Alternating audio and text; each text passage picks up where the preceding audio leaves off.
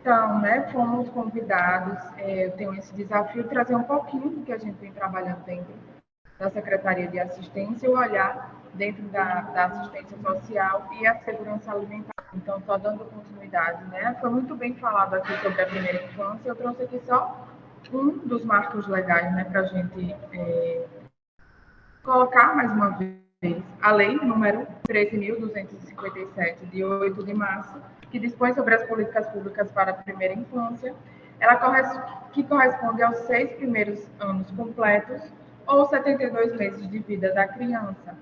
Essa lei, ela bate muito forte, né, sobre a importância de assegurar os direitos da criança, do adolescente e do jovem. Então, a gente tem também aí a Constituição Federal de 1988, que em seu artigo 227, ele traz que é dever da família, da sociedade e do Estado assegurar à criança, ao adolescente e ao jovem, com absoluta prioridade, direito à vida, à saúde, à alimentação, que é o que a gente coloca aqui, né, hoje, tão forte, à educação, além de colocá-los a salvo de toda forma de negligência, discriminação, exploração, violência, crueldade e opressão. Então, espaços como esse que estamos tendo aqui hoje são de essencial, são essenciais, né, para que a gente possa fazer cumprir esse dever, para que a gente possa continuar nessa luta. Então, trazendo aí o contexto, né, os primeiros anos de vida da criança, a primeira infância, são fundamentais para o seu desenvolvimento físico, emocional, cognitivo e cultural. Então, é por isso que é importante espaços como esses, para que a gente possa discutir, debater e colocar também a importância da intersetorialidade. A gestação, ela também é uma fase de suma importância para o crescimento infantil, assim como o ambiente intrauterino e o meio externo para o desenvolvimento saudável. Então, a gente começa a falar da primeira infância, a gente também fala da gestação, e aí a gente colocou muito forte aqui também a importância do aleitamento materno, né? Meus colegas nutricionistas colocaram bastante, porque como falar de primeira infância e não falar do aleitamento materno? E aí, a gente, só para reforçar que o investimento na primeira infância ele é a melhor maneira de reduzir as desigualdades, enfrentar a pobreza e construir uma sociedade com condições sociais e ambientais sustentáveis. E aí, muito forte, muito ligado a tudo isso que a gente está discutindo hoje, a segurança alimentar e nutricional, a primeira infância, é o direito humano à alimentação adequada. Trago aqui para a gente refletir o conceito do direito humano à alimentação adequada. Ele é um direito humano inerente a todas as pessoas de ter acesso regular, permanente e restrito, quer diretamente ou por meio de aquisições financeiras, a alimentos seguros e saudáveis em quantidade e qualidade adequada e suficiente. Então, a gente vê aí que é um direito de todos, é um direito inerente a todas as pessoas, principalmente a população da primeira infância, que deve ser correspondente com as tradições culturais do seu povo e que garanta uma vida livre do medo, digna e plena das dimensões física e mental, individual e coletiva. O direito à alimentação adequada ele se realiza quando todo homem, mulher e criança, e aqui eu destaco, né, já que é o nosso público-alvo, o porquê que a gente está aqui hoje dialogando, sozinho ou em comunidade, tem acesso físico e econômico ininterruptamente a uma alimentação adequada ou aos meios necessários para a sua obtenção. E aqui eu trago para a gente discutir que o direito humano à alimentação ele tem duas dimensões. Uma é o direito de estar livre à fome e a outra é o direito à alimentação adequada. E aí, quando a gente fala de alimentação adequada, né, quando a gente resgata esse tópico de alimentação adequada, a gente tem que levar em consideração diversidade, qualidade sanitária, adequação nutricional. A Valderez colocou aí uma importante perspectiva, que é a dos alimentos, do processamento dos alimentos. A gente teve aí da classificação dos alimentos in natura, processados, os minimamente processados e ultraprocessados. Então, é importante que toda a população, que nós, além de nós nutricionistas, mas que toda a população, ela saiba dessa classificação para ter uma autonomia, né? Muitas vezes a gente é levado a comprar aquele alimento, como Valdeirês colocou, pelo marketing, pela indústria. Então, isso é importante que a gente tenha essa informação em relação à adequação nutricional. Deve ser livre de contaminantes agrotóxicos e organismos geneticamente modificados. Então, por isso a importância de políticas públicas como o Programa de Aquisição de Alimentos, que é o PA, que eu vou falar um pouquinho mais à frente. A nossa vice-governadora ela falou da importância de conhecermos, né, esses agricultores, da importância de defendermos uma alimentação com alimentos orgânicos. Uma outra perspectiva da alimentação adequada é o acesso a recursos financeiros ou a recursos naturais como terra e água. Muitas vezes, né, principalmente aqui no Nordeste, a gente vê a escassez hídrica e aí a gente passa por um momento de insegurança alimentar e insegurança hídrica crescendo em nosso Brasil. Respeito e valorização da cultura alimentar nacional e regional. É preciso que a gente pense na alimentação não só como micronutrientes ou macronutrientes, mas que a gente pense nela como um todo, o acesso à informação e a realização de outros direitos. Aqui, eu busco sempre em minhas falas, meus locais de fala, minhas palestras, onde sou convidada, sempre trazer o conceito do que é segurança alimentar e nutricional. Ele é de 2006, mas ainda precisa ser muito bem debatido, precisa ser muito bem solidificado e pulverizado. As pessoas precisam saber que a segurança alimentar e nutricional ela é a realização de um direito, né? Assim como o direito humano à alimentação adequada.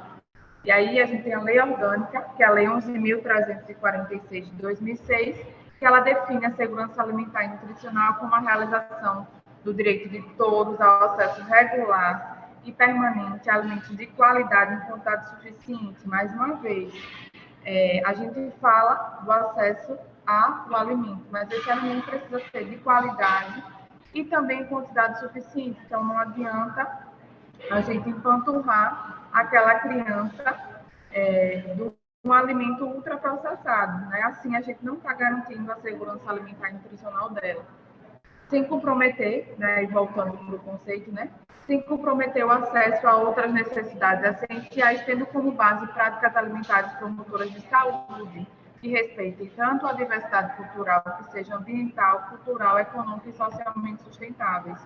Então, quando a gente fala de segurança alimentar e nutricional, a gente não pode pensar, muitas vezes as pessoas associam segurança alimentar a segurança do alimento em si. Quando a gente fala de segurança alimentar e nutricional, a gente está falando de um direito, e por isso que eu faço questão de sempre trazer essa definição. E aqui já foi muito bem falado pelos meus colegas, né? A insegurança alimentar e nutricional, ela não é só quando a criança, por exemplo, ela não tem o acesso ao alimento, né, causando a desnutrição. Mas também existe a outra face da insegurança alimentar e nutricional, que ela se dá através do consumo inadequado de alimentos em termos de variedade e qualidade nutricional, levando ao sobrepeso e à obesidade. Então, trago aqui, né, nesse slide, as duas faces da insegurança alimentar e nutricional. Limitação episódica ou continuada do consumo de alimentos, que vai causar desnutrição, ou consumo inadequado de alimentos, como, por exemplo, um consumo elevado de alimentos ultraprocessados. Aqui, né, cabe salientar, a gente está falando da segurança alimentar e nutricional, que ela é intersetorial, né, ela é interdisciplinar, ela dialoga com as diversas disciplinas, com os diversos campos. E aqui eu trago o Sistema Nacional de Segurança Alimentar e Nutricional, o SISAM. Né? A gente teve aí grandes desmontes da política de segurança alimentar e nutricional recentemente. Né? A gente teve a extinção do Conselho Nacional de Segurança Alimentar e Nutricional, e aí, concomitantemente, tendo aí a extinção da nossa Conferência Nacional de Segurança Alimentar e Nutricional. E aí, qual a importância desse conselho, né, que foi extinto? Por que Tatiana está falando desse conselho hoje, nesse momento? O conselho ele era importante, né, nas conquistas, ele foi uma importante conquista da sociedade civil após a redemocratização do Brasil. E exemplo para diversos países. O CONSEA, que é o Conselho Nacional de Segurança Alimentar e Nutricional, ele foi um espaço de diálogo, de articulação, de aprendizado mútuo e de concentração, de concertação entre o governo e a sociedade. Muitos diálogos sobre a segurança alimentar e nutricional, muitas conquistas, elas haviam sido realizadas por esse conselho que vinha aí na luta pela segurança alimentar e nutricional, e a gente teve aí uma grande fragilização das políticas de segurança alimentar e nutricional. E aí, né, eu estou falando bastante da segurança alimentar e nutricional, mas qual é a conexão entre a assistência social e a segurança alimentar e nutricional? A política de assistência social, ela favorece a articulação da política de segurança alimentar através do processo de construção de ações intersetoriais, que é isso aqui que a gente está falando hoje, para o acesso à migração à alimentação adequada e saudável para a população em vulnerabilidade e risco social, por meio dos equipamentos e serviços socioassistenciais e de segurança alimentar e nutricional. Que equipamentos são esses? A gente tem os CRAs, a gente tem os CREAs, tem abrigos, casalares. E quais são os equipamentos de segurança alimentar e nutricional? Restaurantes populares, feiras da agricultura familiar, todos esses são espaços de promoção da alimentação adequada e saudável, além dos programas, ações e benefícios relacionados ao abastecimento e o consumo alimentar, como, por exemplo, o programa de aquisição de alimentos. E aí, né, que a gente visualiza quando a gente não tem esse olhar importante para a primeira infância, é o desenvolvimento infantil prejudicado por questões sociais, como a pobreza e a baixa escolaridade dos pais e responsáveis. E aí, de que forma é que a gente pode se articular, né, para enfrentar esse grande problema? Oferecendo programas de educação voltados para os pais, programas de educação alimentar e nutricional também voltados para os pais, para as crianças, desenvolvendo ações voltadas à alimentação e nutrição de crianças na primeira infância, oferecendo acesso à creche, pré-escola e atividades de leitura e contações de história, realizar visitas domiciliares visando ao desenvolvimento infantil, que acontece, né, junto aí com o nosso programa Criança Feliz, estruturar ações voltadas à promoção do desenvolvimento infantil, também na atenção básica.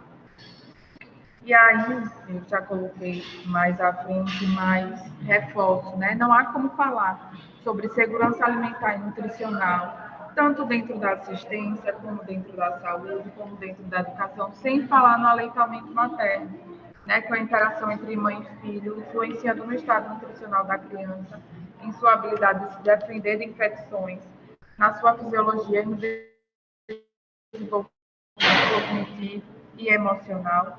No que se refere ao aspecto econômico, o aleitamento materno, ele é de graça, né? Ele é adquirido do tamanho, diferente aí das fórmulas infantis que se tentam vender, que são caras, que tentam chegar o mais próximo possível do leite materno, mas a gente sabe que nada substitui o leite materno.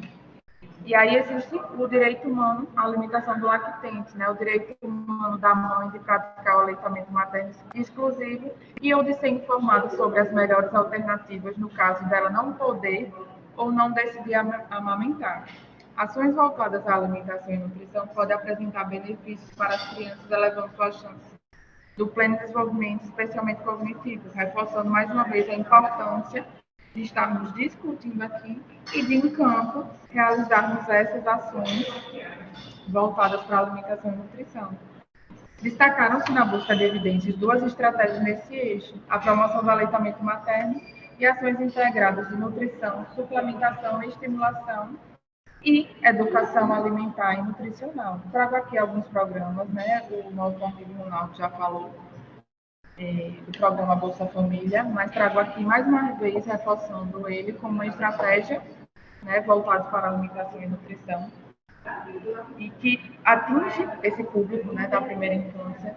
É um programa que está vinculado à nossa Secretaria, né, de Assistência Social. Ele foi instituído pela Lei 10.836 de 2004 e regulamentado pelo Decreto 5.209. Ele foi um programa criado para apoiar famílias mais pobres a garantir o direito à alimentação, a fim de garantir a oferta de ações básicas como saúde e educação, potencializando a melhoria da qualidade de vida das famílias e contribuindo, assim, para a sua inclusão social. Então, é um programa que a gente defende, que a gente sabe que faz parte e que vem a fortalecer a segurança alimentar e nutricional daqueles que têm acesso. Então, as famílias que entram no programa, elas assumem um compromisso com a saúde e a educação de todos os seus membros, principalmente de crianças, adolescentes e gestantes. O setor saúde ele é responsável pelo acompanhamento de todas as gestantes e crianças menores de 7 anos de idade. Um outro programa que faz parte aí da nossa secretaria é o programa Criança Feliz, que ele surge como uma importante ferramenta para que as famílias com crianças entre 0 e 6 anos ofereçam aos seus pequenos meios para promover o seu desenvolvimento integral. Sei que hoje, né, a gente tem aqui participando desse webinário Visitadores do Criança Feliz, então reforço aqui a importância do programa de vocês para essa garantia da segurança alimentar e nutricional e o fortalecimento das ações para a primeira infância. A principal ação do programa é a realização de visitas domiciliares, prevenção da proteção e da promoção do desenvolvimento infantil e na primeira infância.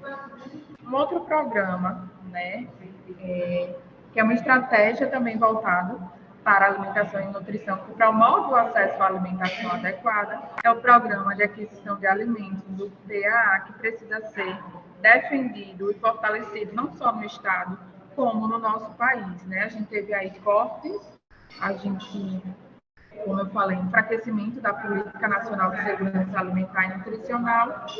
Então, esse é um programa que a gente precisa defender e lutar para que continue sendo executado. Ele é um programa que atua por meio do incentivo à agricultura familiar, através da inclusão social e econômica dos agricultores e entidades, bem como através da garantia do acesso à alimentação adequada pelas populações em maior vulnerabilidade. Então, o que é que significa isso? Ele é um programa que vem fortalecer a agricultura familiar e vai promover o acesso à alimentação adequada da população em maior vulnerabilidade social, que tem a maior dificuldade ao acesso à alimentação, ao acesso econômico. A modalidade que está sendo executada hoje no Estado é a modalidade compra com doação simultânea, e vou falar um pouquinho mais à frente como é que é essa modalidade. O Programa de Aquisição de Alimentos ele é peça-chave no fomento do direito humano à alimentação adequada e no fortalecimento da segurança alimentar e nutricional em Sergipe. Devido à importância da temática para o desenvolvimento do nosso Estado, o governo de Sergipe tem tomado iniciativa para fortalecer a segurança alimentar e nutricional e assumiu o compromisso de ser entidade executora do programa em Sergipe. Foi disponibilizado em junho de 2020 o valor de 3.075 destinados para a execução desse programa aqui no Estado. E aí vou mostrar mais à frente um pouco para vocês algumas fotos do programa que está sendo executado. Eu falei que a modalidade que está sendo executada hoje é o compra com doação simultânea. E como é que é essa compra com doação simultânea?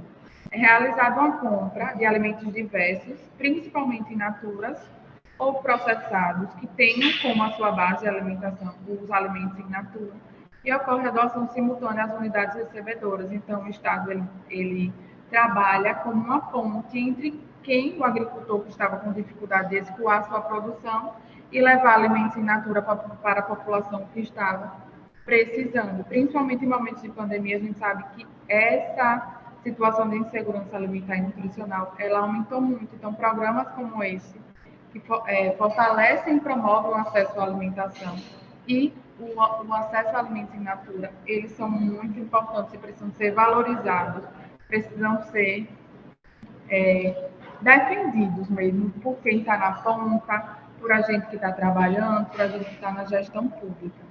E aí trouxe alguns dados. Essas fotos, elas não são meramente ilustrativas, elas são realmente do programa que está sendo executado hoje. Esses alimentos estão sendo levados, né, para as entidades que atendem as pessoas em vulnerabilidade social. Hoje a gente tem 50 municípios participando do programa, 123 entidades cadastradas, 514 agricultores familiares tendo mulheres, o público prioritário para o nosso programa, em torno de 29 mil beneficiários recebendo esses alimentos.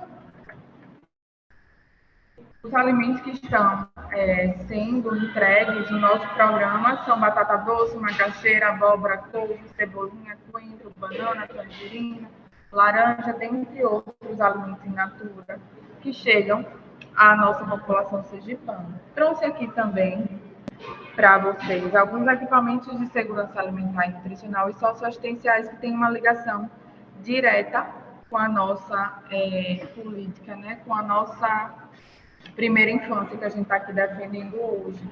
A gente tem o Restaurante Popular Padre Pedro, a gente tem a Casa Abrigo, Casa Estadual de Carmópolis e o Abrigo Estadual de Frei Paulo. Eu vou falar um pouquinho de cada um deles. O Restaurante Popular, ele é um equipamento público de acesso universal. Hoje, no estado de Sergipe, a gente tem o Restaurante Popular Padre Pedro, que fica situado lá no centro. Inclusive, a gente fez uma mudança recente, a gente está no Vasco, no antigo clube do Vasco, para que a gente pudesse receber melhor essa população, acomodar melhor a população. Inclusive, estava lá ontem, a gente está falando de primeira infância e é um equipamento essencial. A gente vê que as mães vão com as suas filhas, a gente vê que a gente tem um público de mulheres gestantes que fazem e que precisam dessa alimentação. Que é essencial, que muitas vezes é a única refeição que aquele público tem. Então, ele é um equipamento público de acesso universal. Tem como objetivo auxiliar a população atendida a ter uma alimentação regular e permanente e contribuir para a realização da segurança alimentar e nutricional. A gente tem o fornecimento de almoço e de jantar. São servidos cerca de 2.000 refeições diárias. A gente atende o público, que vai lá. Então, a gente, como eu falei, tem um acesso universal. A gente busca ter um cardápio sempre variado, ofertar uma alimentação adequada. A gente tem a oferta de a refeição, o suco e a sobremesa, que pode ser, a gente priorizou, principalmente na pandemia, que essa sobremesa fosse frutas, para que a gente pudesse ofertar o maior número de micronutrientes possível, micro e macronutrientes possíveis. Então, a gente tem aqui refeições que são ofertadas também nos feriados para auxílio no combate à insegurança alimentar e nutricional. Por conta da pandemia, a gente precisou mudar a forma de fornecimento, onde as pessoas elas iam lá e faziam suas refeições no restaurante. Hoje a gente entrega as marmitas, já que não pode haver aglomeração, fortalecemos os nossos cuidados higiênicos e sanitários voltados, mas por conta da pandemia, a gente já tinha esses cuidados, mas fortalecendo. E estamos sempre realizando ações educativas de conscientização sobre a higienização das mãos e do distanciamento social.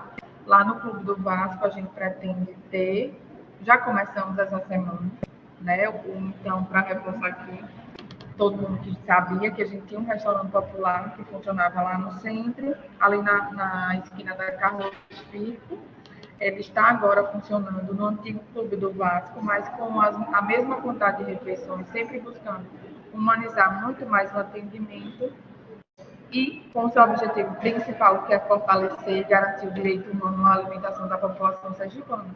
Aqui a gente tem algumas fotos do serviço e essas fotos são de quando as pessoas iam comer lá. E agora a gente tem aqui a representação da quentinha que está sendo fornecida para as pessoas que vão lá, comprar sua quentinha e têm acesso à alimentação. Eu acho que Elga, quando terminar, ela vai fazer uma fala da importância desse restaurante popular. A gente que está lá, a gente vê diariamente, mas a gente também escuta algumas falas, de quanto que essa alimentação ela é importante, ela é essencial, e se não houvesse, muitos não saberiam onde se alimentar.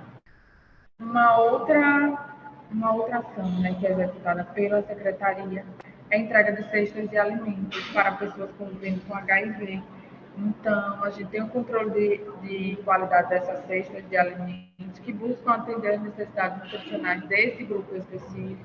E a Secretaria é responsável pela aquisição destes gêneros. São 500 cestas mensal, né? Aí desde 2012 que essas cestas são entregues para esse grupo específico. E aí, finalizando, né, uma das nossas ações, uma das nossas realizações enquanto Secretaria de Estado da Inclusão é a manutenção dos abrigos estaduais de Carmópolis e Frei Paulo, que são esses abrigos, né? Vocês que estão aí da assistência social já sabem, mas quem é de outro setor, às vezes não. A gente acolhe provisoriamente crianças e adolescentes sob medida protetiva, né? E aí, qual é a nossa missão? Ofertar uma alimentação de qualidade, a gente tem um cardápio, né, balanceado, faz a compra de alimentos in natura, faz a entrega, e sempre na busca de ofertar para as nossas crianças e os nossos adolescentes a melhor alimentação possível, já que a gente está falando aqui de primeira infância, né, de segurança alimentar e nutricional e intersetorialidade. E aqui, para reforçar mais uma vez o porquê que estamos aqui, o porquê que estamos fazendo essa discussão, porque a alimentação ela é um direito humano. Muito obrigada.